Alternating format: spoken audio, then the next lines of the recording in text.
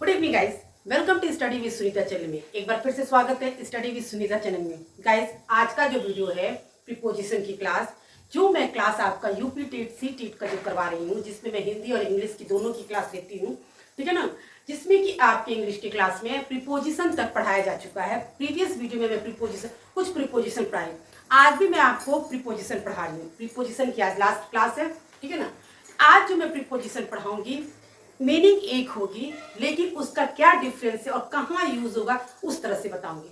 अगर मैं चाहती तो उन तीनों वर्ड्स को अलग अलग करके और लंबा वीडियो बना भी देती, तो अब लेकिन मैं आपको एक ही वीडियो में एक ही साथ आपको उसका डिफरेंस, उसकी मीनिंग, उसका सेंटेंस बना के बताऊंगी, ताकि आपको पूरा अच्छे से क्लियर समझ में भी आ जाएगा। आपको पढ़ने में भी आसान होगा और हमें पढ़ाने में भी आसान होगा, ठीक है। चलिए, जैसे देखिए, अभी मैं ऑन ओवर एबव, ठीक है। ऑन ओवर और एबव का तीनों का सेंस क्या है, ऊपर से है। अगर मैं चाहती तो ऑन का यूज अलग, ओवर का यूज अलग और एबव का अलग बता देती, जिससे आपको क्या हो। लेकिन मैं आपको एक ही साथ तीनों बताऊंगी और तीनों का अर्थ बताऊंगी, तीनों को डिफरेंस करके बताऊंगी, तो आपको बहुत अच्छे से क्लियर हो जाएगा, ताकि जहां भी आपको इसका यूज करना फटाक से कर सकते हैं। जैसे देखिए, तीनों का ही अर्थ ऊपर से ही होता है। ऑन का भी अर्थ पर ऊपर, ठीक है, पर ऊपर जो बोलते हैं। ओवर का भी अर्थ ऊपर से ही और एबव का भी अर्थ ऊपर से ही। पर डिफरेंस ये है कि ऑन का यूज हम वहां करते हैं जिस चीज पे जो चीज रखी हो, जो वस्तु रखी, उसको टच होता, स्पर्श करता हुआ, वहां ऑन का प्रयोग करते हैं। ओवर का प्रयोग हम करते हैं जो वो चीज वो स्पर्श ना करती हो, ठीक है, वो छूता हुआ ना हो। और एबव जो आपसे स्पर्श तो नहीं करता है, वो आपसे बहुत ही ऊंचाई पे हो, ठीक है ना। बस वो ऊपर है, ये पता है कि वो ऊपर है, वो आपसे टच से कोई मतलब ही नहीं है, ठीक है। जैसे एग्जांपल देखिए, पिक्चर्स बना के मैं दिखा रही हूँ। जैसे ये मान लीजिए टेबल है, ठीक है। सपोज करिए कि आपको सपोज करिए कि ये टेबल है। इस टेबल के ऊपर बॉल रखा है, बॉल रखा है। ड्राइंग अच्छी नहीं है, लेकिन आप देख लीजिए इसको, ठीक है ना। ये बॉल रखा है, तो बॉल क्या है, इस टेबल के ऊपर रखा है, टच कर रहा है ना, स्पर्श करके इस पर रखा है, तो यहाँ ऑन द बॉल होगा, ठीक है। यहाँ ऑन का यूज होगा। या अगर बुक रखी है तो ऑन द बुक होगा, ठीक है। अगर यही, ठीक है ना, यहाँ पे, यहाँ से ना होकर यहाँ पे रहता, तो ऊपर तो है, ठीक है ना, लेकिन यहाँ पे, लेकिन चूंकि बॉल है तो यहाँ पे तो होगी नहीं। कोई ऐसी चीज होगी जो आपके ऊपर है, वो है, वो इस पे जो आपके उस पे दिखता है, ठीक है ना, लेकिन वो स्पर्श नहीं करेगी, लेकिन मतलब आपके ऊपर होगा। वहां पे क्या करेंगे हम, एबव करते, सॉरी, ओवर का। और जो एकदम स्पर्श तो करता ही नहीं, लेकिन बहुत ऊंचा हो, वहां तो एबव का यूज करते। इसीलिए मैंने हिंदी में पूरा अच्छे से साफ साफ लिख दिया है, ताकि आपको जैसे समझ में, जैसे तीनों का अर्थ ऊपर से ही मतलब। तो मैंने बताया आपको कि ऑन का भी, एबव का भी, ओवर, तीनों का अर्थ ऊपर से ही मतलब है। बस सब तीनों का सेंस अलग है। ऑन यूज होगा स्पर्श करते, ओवर यूज होता है बिना स्पर्श करते, और एबव तो बहुत ऊंचाई। जैसे देखिए, बस ऊपरे रह का स्पर्श करे, वो ऑन का प्रयोग।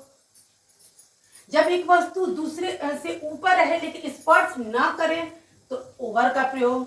जब एक वस्तु दूसरे वस्तु के बहुत ऊपर है, तो एबव का प्रयोग करते। जैसे देखिए, मैंने आपको बुक का या बॉल का तो बता दिया, यहाँ ऑन का। जैसे मान लीजिए हम यहाँ खड़े हैं और उस बॉल पे फैन जो लगी है, तो क्या है, वो हमसे ऊपर है ना, वो हमारे, क्योंकि हमसे वो टच नहीं हो रहा है। जहां भी किसी भी कमरे में, अगर आप जिस रूम में पढ़ते होंगे, जहां पे भी, चाहे हम जहां आपको पढ़ा रहे हैं, मेरे ऊपर जो वॉल पे क्या है, आपकी छत पे फैन लगी हुई है, तो वो ऊपर है फैन, वो हमसे टच तो नहीं कर रहा है, स्पर्श नहीं कर रहा, लेकिन वो ऊपर है, वहां ओवर का यूज करेंगे। लेकिन अगर हम आकाश में अगर वो देखिए, क्लाउड में एरोप्लेन, तो क्या वो भी ऊपर है, उसको भी हम क्या बोलेंगे, आसमान में, यानी कि हमसे वो ऊपर है, बट वो बहुत ऊंचा है, बहुत दूरी पे है, तो क्या करें, वहां भी हम एबव का यूज करें। लेकिन तीनों का सेंस क्या हुआ, ऊपर से ही हुआ, लेकिन वर्ड्स कहाँ यूज करना है ये आपको समझना है। एग्जाम्पल से समझते हैं। The book is on the table, ठीक है ना, यानी कि जो बुक है वो टेबल पर है, ठीक है, टेबल के ऊपर है, ऑन लग गया, इसी समझ में आ गया कि वो जो टेबल पर है वो भाई टेबल पे रखा, तो ऐसे ऊंचाई पे तो रखेंगे नहीं, टेबल पे ही ना रख देंगे, तो क्या वो छू पाएगा, स्पर्श होगा कि नहीं होगा। The fan is over my head, मेरे सर के ऊपर है फैन। तो मैंने बताया ना अभी कि क्या वॉल पे छत पे जो है फैन लगी हुई है, तो ऊपर में छत मेरे सर के ऊपर है ना, तो क्या वो हमसे छू रहा है? नहीं। ठीक है। The aeroplane is above the cloud, बादल में आ क्या है? एरोप्लेन, हवाई जहाज है जो हमसे बहुत ऊंचा है, सवारी नहीं पैदा था स्पर्श करने के लिए। तो ठीक है, ये थे आपके ऑन, ओवर तथा अबव का यूज। ठीक है।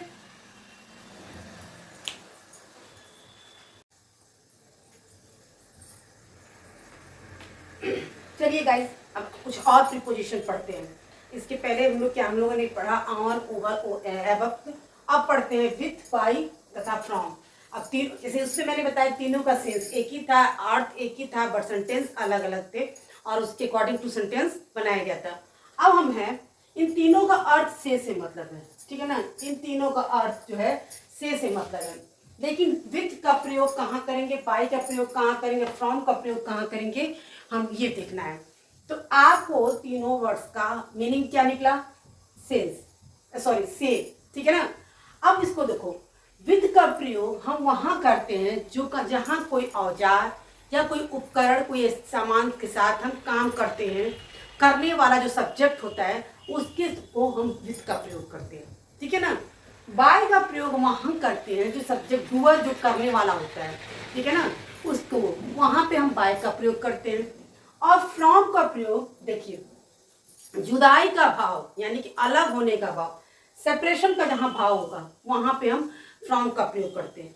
देखिए, जैसे जिस औजार के उपकरण के सहारे आप काम करते हैं, ठीक है, सब्जेक्ट कोई काम करता है, वहां हम क्या करते हैं? विथ का प्रयोग करते हैं।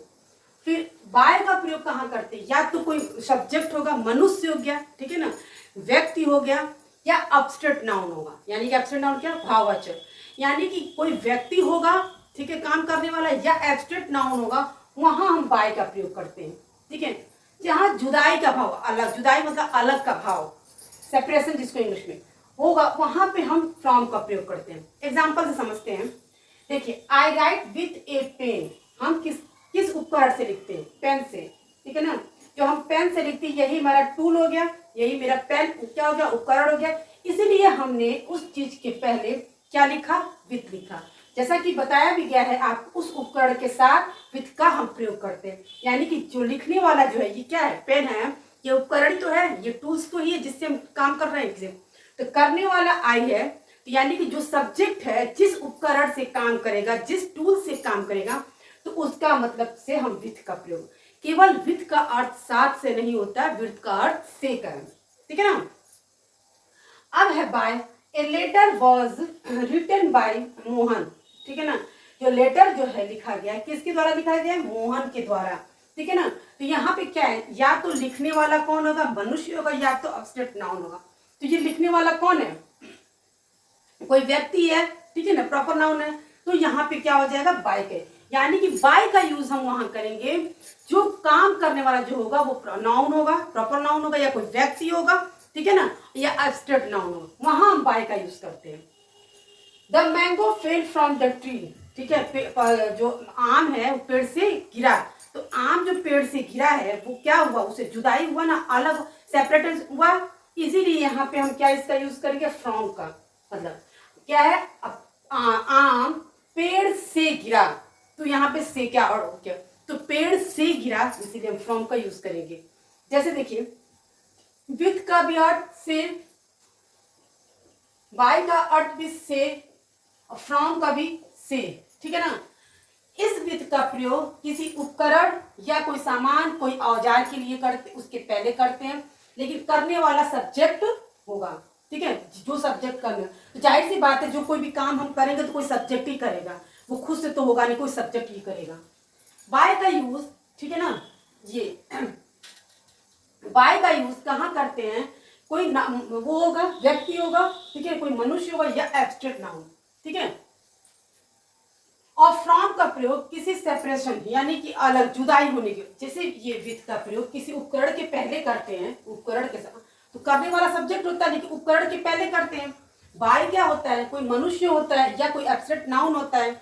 और फ्रॉम क्या होता है? अलग। एग्जाम्पल से मैंने बताया आपको, आई राइट विथ अ पेन। हम, मेरा उपकरण क्या है? पेन है, इसीलिए हमने विथ का प्रयोग किया। ठीक है। लिखने वाला कौन है? मैं। यहाँ पे है मोहन, जो है बाय मोहन क्यों हो गया, क्योंकि जो करने वाला है, ठीक है, काम कर जो है वो लेटर जो लिखने वाला कौन है, मोहन है, ठीक है। फिर पेड़ से सॉरी आम जो है पेड़ से गिर के जुदा हो गया, अलग हो गया, तो वहां पे सेपरेटनेस हो गया, वहीं पे इसीलिए हो गया ये। यहाँ पे हम क्या करेंगे, फ्रॉम का प्रयोग करेंगे, ठीक है। ये थे आपके विथ बाय फ्रॉम का प्रयोग।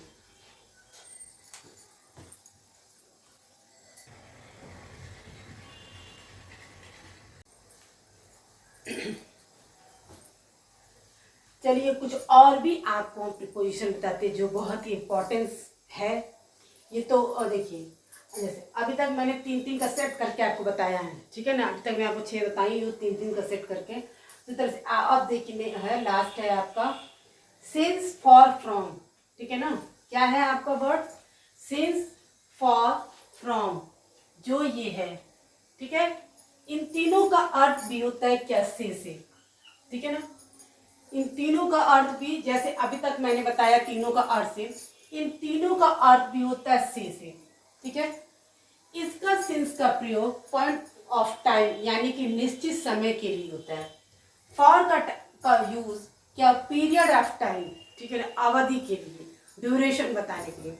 और फ्रॉम का प्रयोग सिंस की जगह पे ही प्रयोग होता है, पॉइंट ऑफ टाइम के लिए ही होता है, बट अंतर इतना है, ये क्या है, फ्यूचर टेंस में प्रयोग होता है, ठीक है।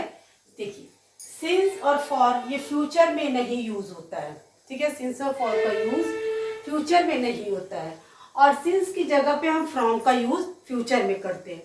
ये जो है सिंस और फॉर का present perfect tense, past perfect tense का ये यूज होता है, ठीक है ना। परफेक्ट टेंस में ही सिंस फॉर का, क्योंकि टाइम जो ट्रांसिशन वाला है, ये टाइम वाला जो है, ये टाइम का जो है किस में होता है, प्रेजेंट और पास्ट परफेक्ट टेंस में होता है, ठीक है ना। और तीनों का अर्थ से ही होता है, लेकिन सिंस का प्रयोग हम फ्यूचर में नहीं करते हैं, इसीलिए उसकी जगह पे सेंस वही होता है, बस फ्रॉम करते हैं, ठीक है। चलिए एग्जाम्पल से समझते हैं। जैसे देखिए निश्चित समय के लिए, पॉइंट ऑफ टाइम के लिए हम क्या प्रयोग करते हैं, सिंस का प्रयोग करते हैं, ठीक है ना। सिंस का यूज करते हैं, काम कितनी देर हुआ, इस टाइप से जो हुआ यह दिया होता है। और फिर फॉर का प्रयोग कहाँ करते हैं, ये देखिए पॉइंट ऑफ टाइम का, सिंस का प्रयोग काम कितनी देर में हुआ है, ठीक है, जो ड्यूरेशन दिया है, टाइम के समय जो बताया है, वहां हम क्या करते हैं, फॉर का प्रयोग करते हैं, फॉर का प्रयोग करते हैं। सिंस का प्रयोग फ्यूचर टेंस में नहीं करते, उसी की जगह पे हम फ्रॉम का प्रयोग करते हैं, ठीक है। जैसे देखिए एग्जांपल से, ये सारे है आपके जो भी है प्रेजेंट परफेक्ट या पास्ट परफेक्ट में होता है, ठीक है। I have been writing since 6 AM, ठीक है, मैं लिख रहा हूँ 6 बजे से। अब यहाँ बताइए ये 6 बजे जो देखिए जब 6 बजे से दिया रहेगा तो आप समझ जाइएगा कि वहाँ सिंस का यूज होगा, और घंटे से क्या मतलब है कि वो फॉर का।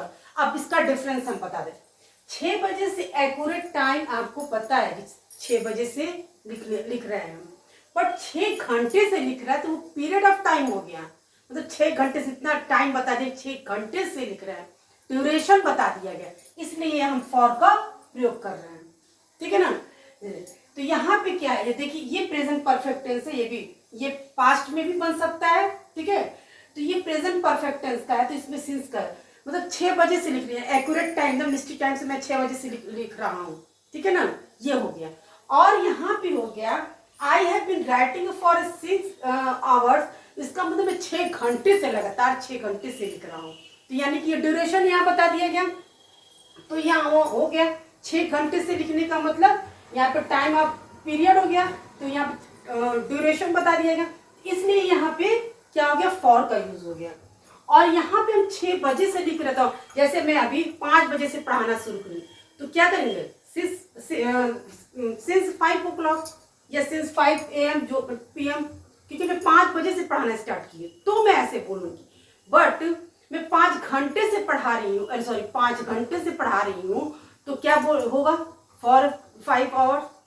तो ना यही अंतर है, मतलब लगातार मैं 5 घंटे से पढ़ा रही हूँ और एक 5 बजे से स्टार्ट करना काम, अंतर हुआ कि नहीं। मतलब वही जहाँ पे आपको एक्यूरेट टाइम आपको एकदम वो देगा, तो वहाँ पे आप हो जाएगा सिंस का प्रयोग, जहाँ ड्यूरेशन, जहाँ आपकी टाइम की अवधि देगी वहाँ पे फॉर का प्रयोग।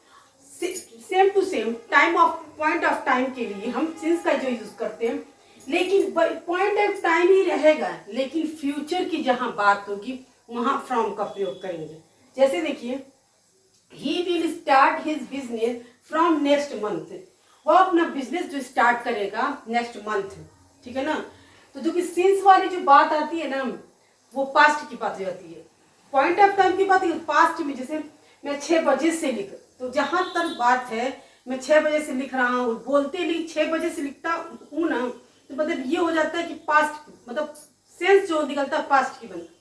यहाँ पे ये हो रहा है, he will start his business from next month, मैं जो बिजनेस शुरू करूंगा वो नेक्स्ट मंथ करूंगा, अगले महीने करूंगा, ठीक है ना। तो यहाँ पे टाइम मैंने बता दिया था, नेक्स्ट मंथ करूंगा, अगले महीने पॉइंट, लेकिन मैं करूंगा, ठीक है ना। तो वहां पे क्या होगा, फ्रॉम का प्रयोग। और यहाँ पे क्या सिंस, क्या मैं 6 बजे से लिख रहा हूँ, वो 6 बजे से लिख रहा हूँ, तो लिख रहा हूँ तो 6 बजे से टाइम से बता रहा है, इसलिए यहाँ पे। और ये करूँगा मैं क्या नाम है, बिजनेस शुरू करूँगा नेक्स्ट मंथ, तो भाई फ्यूचर की बात है, तो यहाँ क्या हो जाएगा, फ्रॉम का प्रयोग है।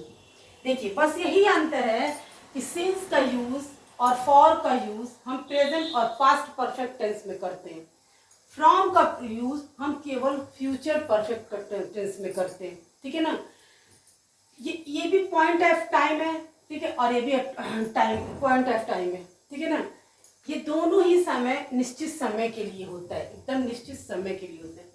फॉर क्या है, अनिश्चित समय के ड्यूरेशन टाइम अवधि के लिए होता है।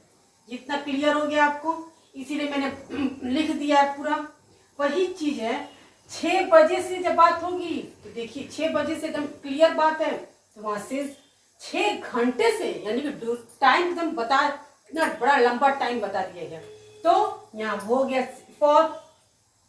अब कोई भी काम हम जब अगले फ्यूचर में करेंगे, ठीक है ना, तो क्या हो जाएगा, तो फ्रॉम, यानी कि तीनों का अर्थ से ही से है, और तीनों का अर्थ जो से, और तीनों का अर्थ से तीनों का अर्थ टाइम से ही है, ठीक है ना। तो ये ज्यादातर ये आपको यूज किस में होते हैं, प्रेजेंट परफेक्ट कंटिन्यूअस टेंस, ये आपके ट्रांसलेशन वाले इसमें वीडियो में है, और आपको ट्रांसलेशन आना ही चाहिए। ट्रांसलेशन के लिए बहुत ही इंपॉर्टेंट प्रीपोजिशन है गाइस। अभी तक मैंने आपको जो भी आज मैंने आपको प्रीपोजिशन बताया, बहुत ही इंपॉर्टेंट प्रीपोजिशन, और मैं एक साथ 3 का सेट पढ़ाई, तीनों का अर्थ एक और सब कुछ एक करते हुए सेंटेंस का डिफरेंस बताइए।